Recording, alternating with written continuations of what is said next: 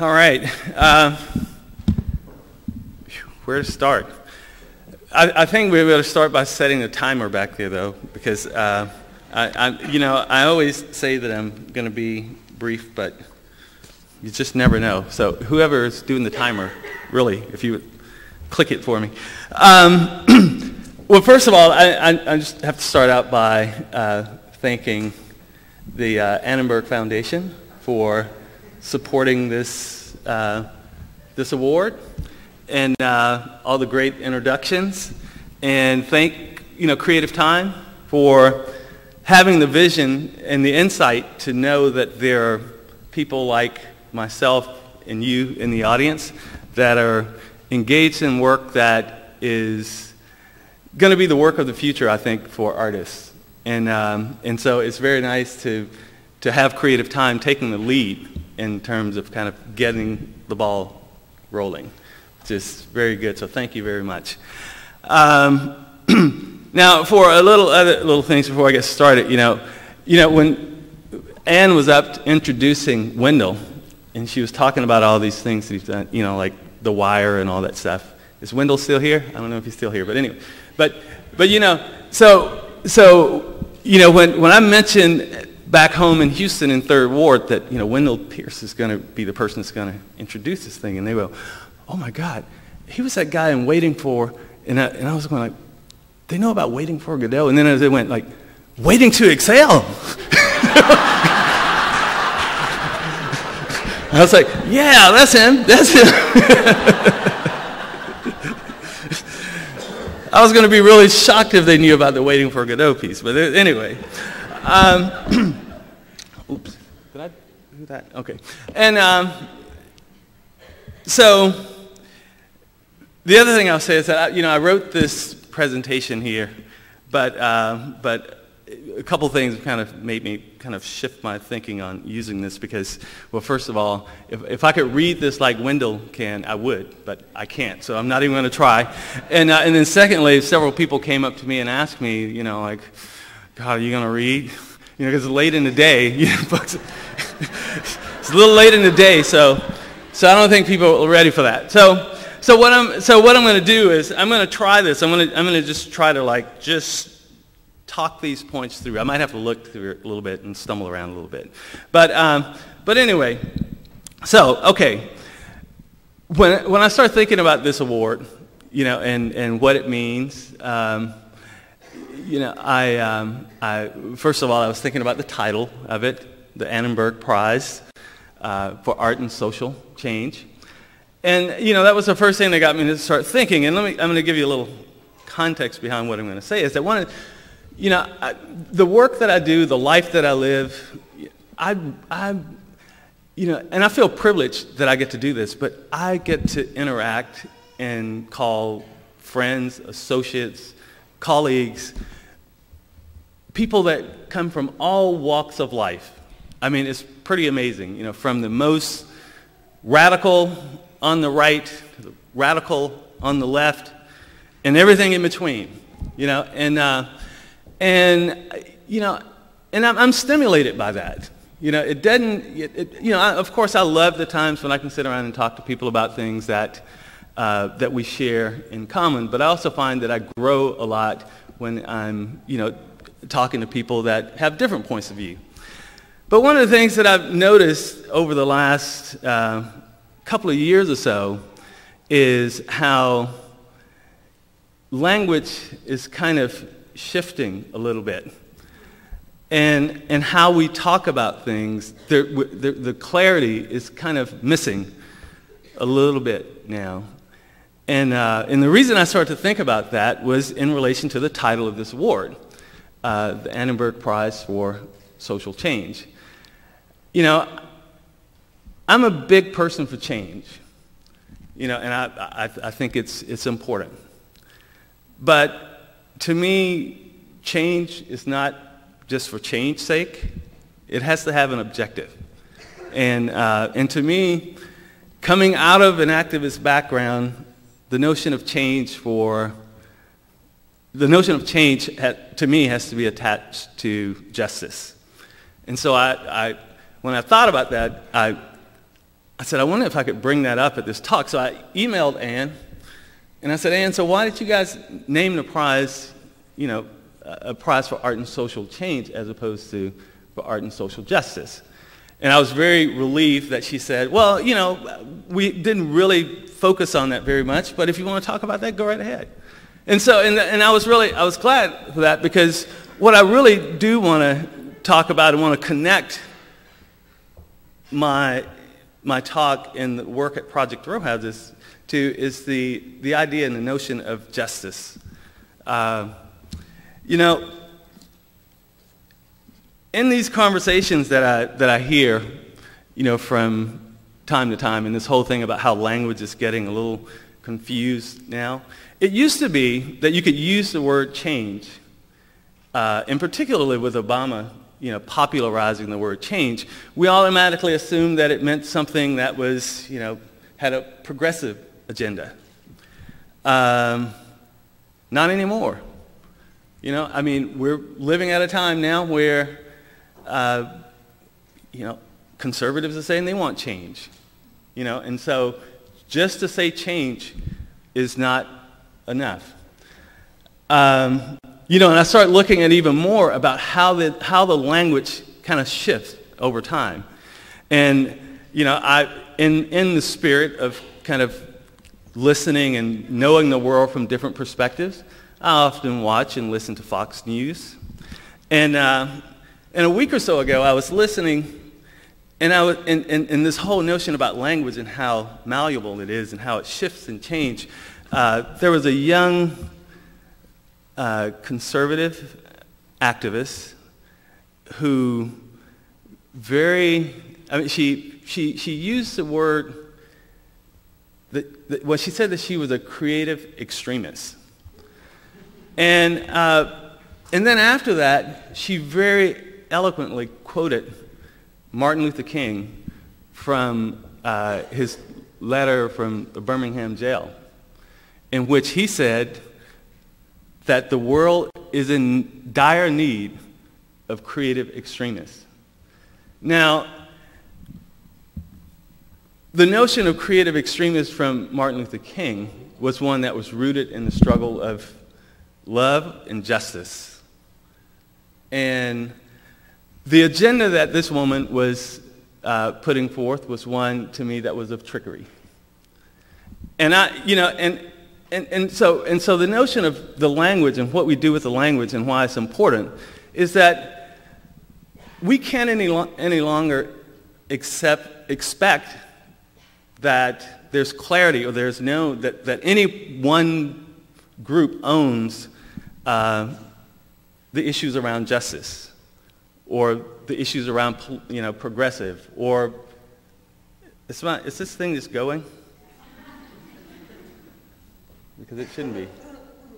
It should be. I don't know what happened. Anyway, so this notion about, we can't just, assume that anybody owns, this language. Because the truth of the matter is right now, artists are working with media now. Artists from all walks of life. It's not the old days when, artists were the people that went off and went to art school and hung around in their little progressive groups or whatever. Artists are creative people, and they're creative people from all walks of life, all sides. And so I'm not trying to suggest that it's important that we shift our thinking and start to talk about social justice as opposed to, social change. But, I do think that we have to be clear. With the way that language is now, we have to be clear about what we mean. Now, Project Row Houses for me has always been, it is rooted in this idea of social change. But the question that I often ask myself is, how does Project Row Houses give effect to social justice? And the thing that I started to think about in preparation for this talk was how I think the key thing that Project Row Houses does in terms of social justice is we try to honor a place for what it is. And in the process of honoring a place, you give it a sense of dignity to that place. And with dignity, then a place can sustain itself and continue to perpetuate the honor that it deserves and really put itself in a position where it can have a fair relationship within the broader context. So I would show you a few images here. And when I start with this image here, this is a neighborhood of Project Row houses. This is the kind of housing that people live in, and this is the kind of place, the street that they have to walk down daily. It's their life. It's their neighborhood. But how can you find dignity in such environment? It's extremely difficult. And these are the houses that later became Project Row houses. And the reason that they were able to make that leap, I give a lot of credit to this artist, John Biggers. And the credit that I give Biggers is one of teaching me something about dignity, in that it's not on the surface, and sometimes it's a possibility. And what Biggers did was to take something that we had dishonored, an architectural type, a community, low-income communities in general, that we've, I don't know why it keeps going forward, but for low-income communities in general, we've dishonored those communities. And can we take this thing off automatic? Because it keeps moving ahead of me. Anyway, so Biggers was able to kind of let me know this, that it's beneath the surface. You can find things. He himself went to the root of, or the origin of the shotgun house, and found the dignity of these houses not in the presence that they were in the slides that I showed earlier, but in the history, the stories, the role that those houses played as a vessel and a vehicle for community to move through and spread throughout the country and to become artists of this nation, to even become the kind of houses that held the basis for our current president. As black people, whether it's West Africa or in the United States, these little houses represent a certain kind of community and lifestyle that nurtured and support people in times of need, in times of growth. And so Biggers kind of taught me that and got me on my way. Now, another side, though, that was interesting for me was Joseph Boyes. So Joseph Boyes' role in this project was simply language. I've never connected with his work, not really, but his language, the term social sculpture, it kind of set off a light for me. It gave me a formal approach to addressing the work that I wanted to do. But let me go back and just kind of give you where the content of this work came from, though. And that came from, as someone in the introduction said earlier, that, I used to hang out with a group of artists. There were 7 of us hanging out, and we're all African-American artists. And one day we were having a conversation about, what's going on in the African-American community. And we tried to place ourselves within what's going on there, and we couldn't. Most of us were doing things at alternative spaces or galleries and museums roundabout, but none of us were actually engaged or were a resource to the African American community. And so we started asking questions like, why is it that we're resources to galleries and museums around the city, but not to our own community? Why is all the resources intended to support African American communities that they always go through some intermediary? Why is it that inner city, predominantly black communities are void of any kind of investment? And with those questions before us, we decided that we would invest ourselves. And we would find a way to at least make ourselves a resource in investment in that community. And that was the content of what brought about this idea of Project Row Houses. And so you couple that with the Joseph Beuys notion of social sculpture, and then we had something to work with. Now, going back to John Biggers, though, one of the things that I learned from him and looking at his work, studying his work, talking to him, was, I learned about what it means to build a community.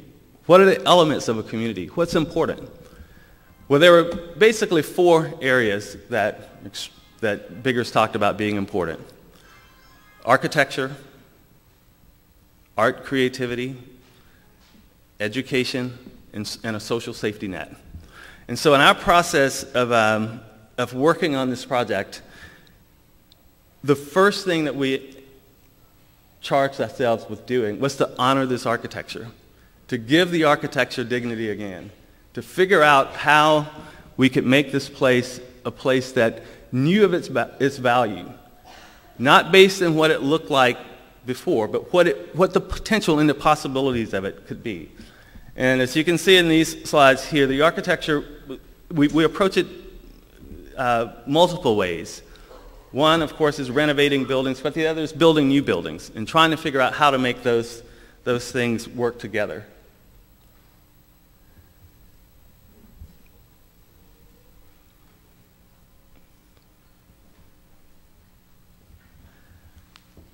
There's also a process of looking at not just housing, but there are also commercial buildings that are part of the neighborhood that holds the scale, that maintains the scale of the neighborhood. Because one of the things that the whole process that we all hear about all the time, gentrification, there's this notion of scale, of what happens to a place when it loses its scale.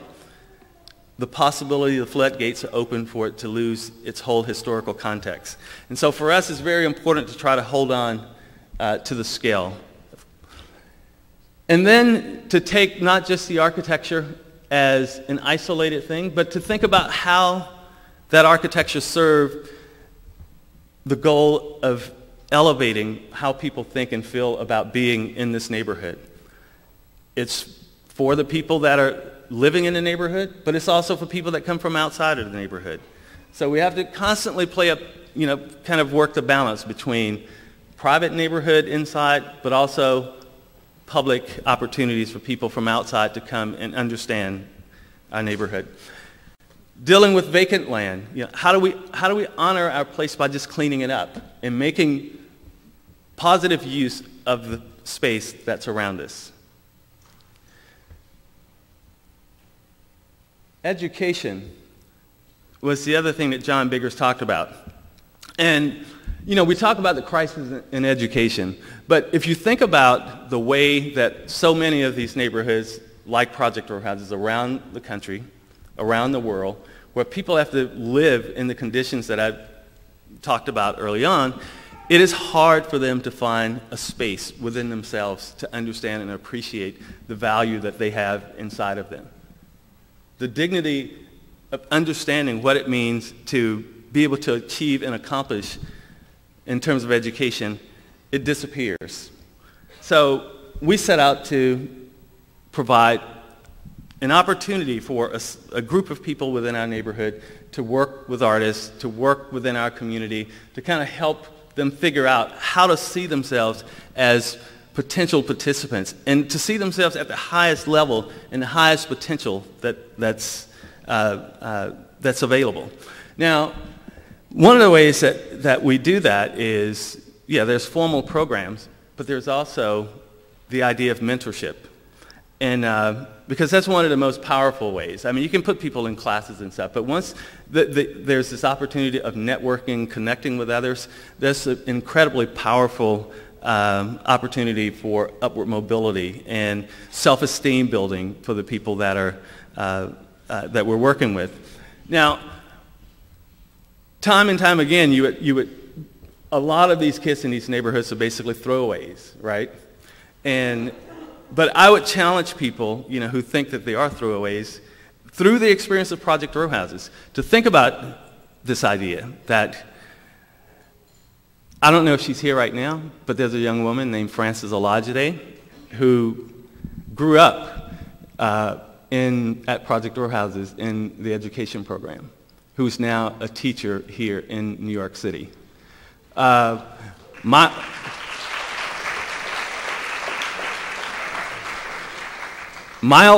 Rodriguez, a young man who basically, when he was in the 9th grade, we were having philosophy classes reading Aristotle, but he was failing in school because he couldn't quite figure out how to make that connection in the formal educational environment until we were able to give him support and help. Now Miles Rodriguez just finished his PhD at Harvard in history. And, I mean, there are people that I could just name this, and you ask, where is the dignity in neglect? There is none. If you give people a chance, they can show you who they really are and shine as bright as anybody else. And thank you, Frances, for coming. Housing.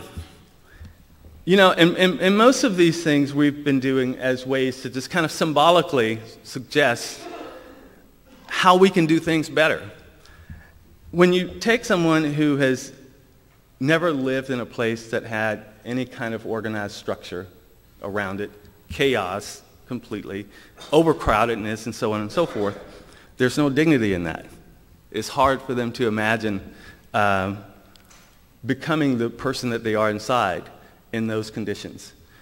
So we've worked really hard with our housing program to try to figure out how we elevate these little tiny shotgun houses in Third Ward that sit on the street, that sometimes they're, the paint gets a little scuffy or whatever, but inside of them we try to make it something that elevates the standings of what a person would feel like when they live there.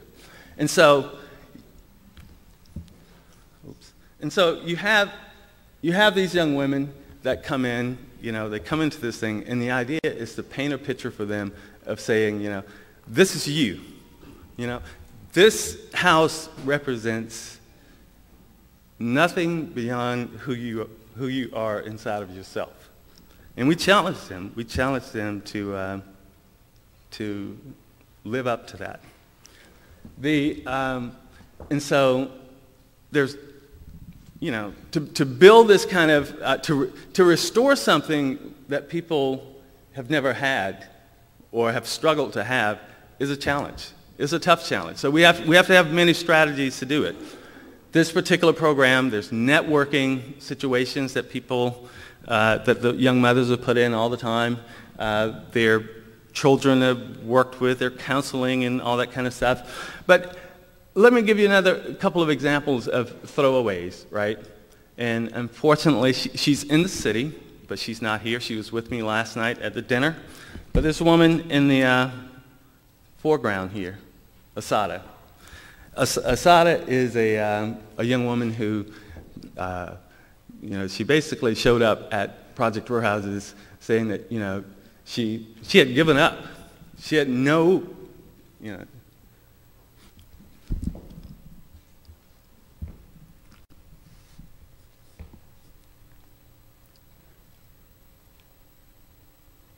I wish she was here because she could tell you this story much better than I can.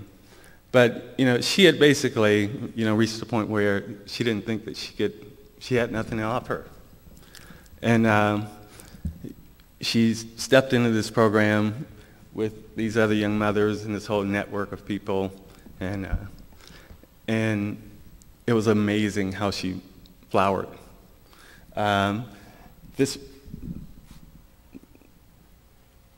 I think I might have turned it off. Nope.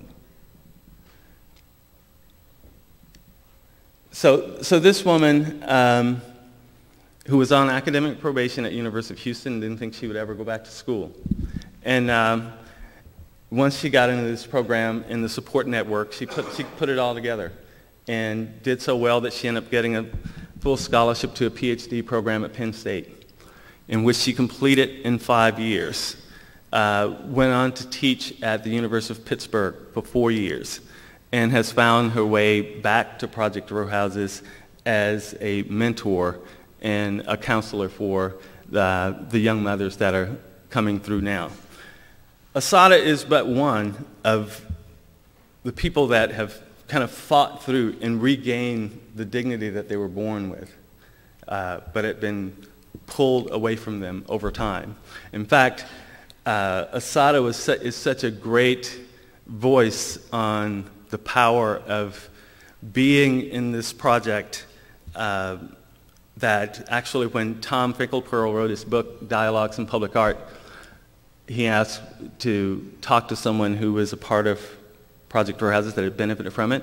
And he talked to Asada, and I'm assuming she was so impressive that she ended up having a chapter in that book. So if those of you who want to know more about her, you can check out that book. But there are many other women that have gone through this project and done great, great things. Now, so then there's this question about art, creativity, and culture. That's one of the things that's been crucial to the building of this community. Because as someone said in the last panel, that it's important to be able to reflect and to be able to have the work that we do to be critical of it, to think about it, and have people kind of look into it in different ways. And that's the thing that I think having this kind of arts-centered activity to what we do, that's where its meaning comes from. So I'm going to show you just a few examples of how people have been able to impact in different ways. So from the more basic standpoint, people like Julie Moretu, who is dealing strictly with kind of more an aesthetic impact. People like Whitfield Lavelle, who start to help us understand the stories and the lives of people within our neighborhood by gathering that information and internalizing it in its own way and sending it back out to the community.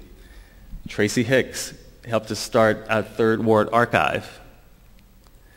Lynn McCabe, who actually started a program of figuring out how to extend the circle, the network, and the resources for these young mothers through dinners that were held in her house that she worked in. Rashida Bumbry, who, after Hurricane Katrina, dedicated a house for this opportunity for residents from New Orleans to have a place they could come and practice the rituals that they were accustomed to. And Sherman Fleming, who came to Houston right after Hurricane Ike, in which Project Row Houses was damaged during that time, and we were planning to postpone the opening, but they decided to take it on and to start looking at how they could utilize the devastation and generate conversation around this. And Elia Arce, Greenhouse Collective, that grew out of this, in which added to the organization of our gardening project, and also creating the opportunity for this gardening project to extend and move outside of Project Row Houses directly into broader areas in which people could take plants from the inside and move them further. And even more political kinds of gestures, and this is Andrea Bowers, who challenges us at this time. This is a quote from Obama in 2006. And so, she wants us to reflect on this. And even artists that Jane Jennings and Karen Atkinson, who helped us try to figure out how to do a mapping process, which we could kind of look deeper at our expansion outside of the immediate neighborhood. And so I also say this thing about, the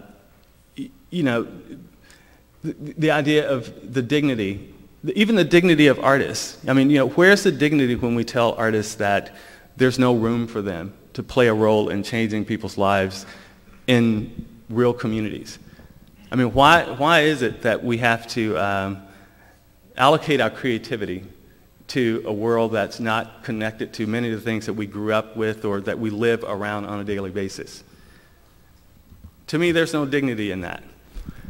But the dignity for me is when, people move through Project Row Houses and they go on their way, but many of them, they find their way back.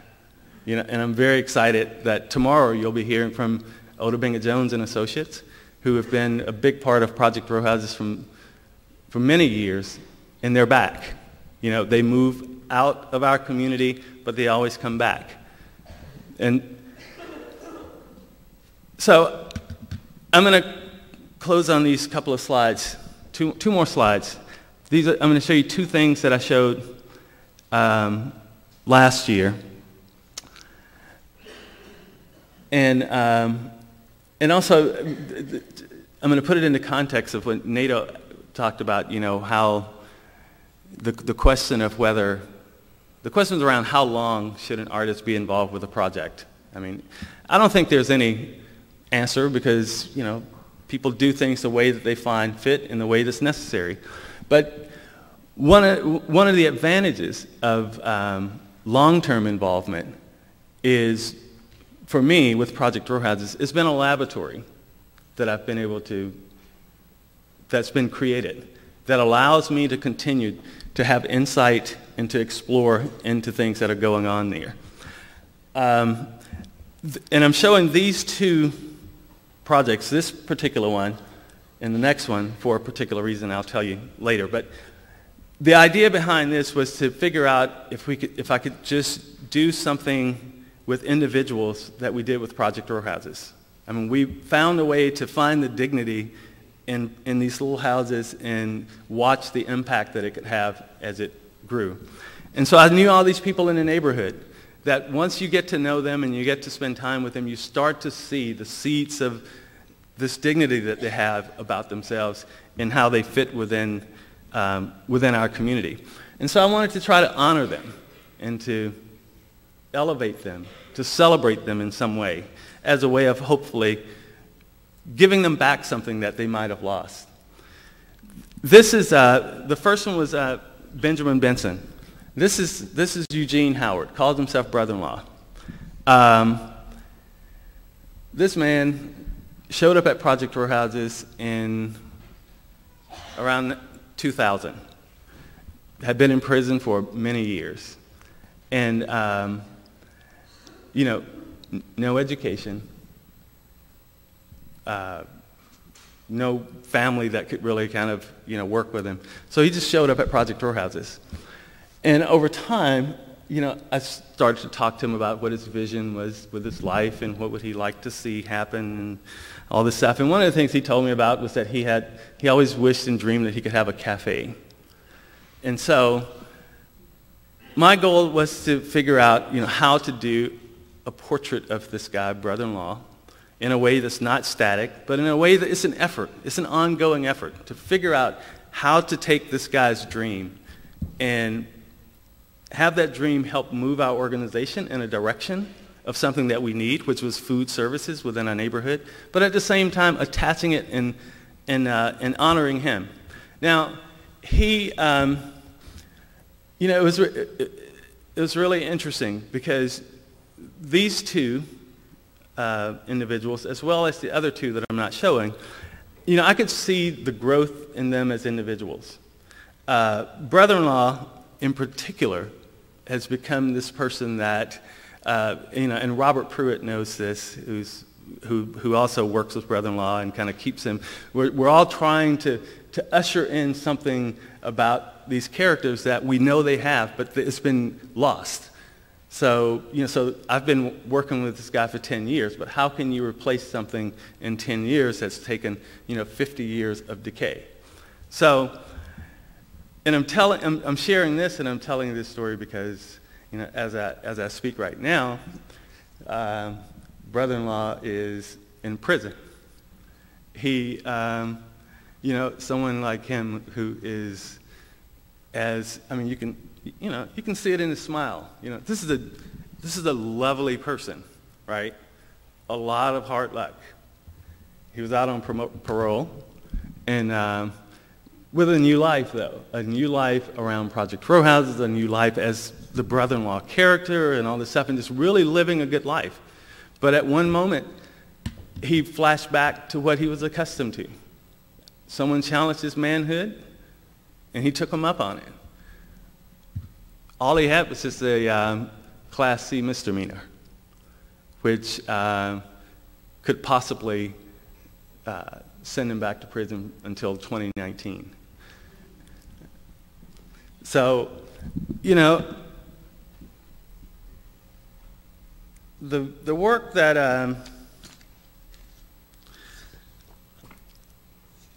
I do, it's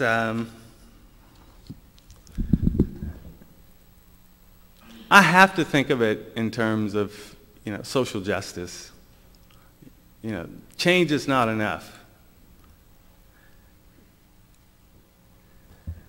The thing about the notion of social justice, for me, within the communities that I work in, it's not that difficult. It's really just trying to peel back the layers of things that are already there. And once you can peel that back, you almost set the start of something that can move on continuously on its own. But I show you these last slides, though, because I also wanted to not have you leave here with the notion and understanding that it's easy and that it all works. This is not easy work. And you know, it's also dangerous work. And it's something that I think that, you know, we should have fun, and it's fun work. But at the same time, I'm very aware of the fact that, you know, these are lives that, you know, I'm tampering with. And so to keep myself clear on it, I try to not take too much responsibility for the lives, because I can't. But what I think that Project Row Houses does, and I try to do in my own way, is, you know, try to kind of create an illustration or illustrate a path through which people can find their own way. If they can find their dignity, then that sets them on a path in which they'll get the justice that they deserve. Now, oftentimes, in order to do this, it gets a little tricky. As a friend of mine introduced this term to me a few weeks ago, the notion of trespassing. As an artist who work in the field of architecture, who's not an architect, education, I'm not an educator, social service, I'm not that, you have to trespass. You have to trespass into these areas, and you have to trust yourself that you can be responsible enough to know how to do that in a responsible way. And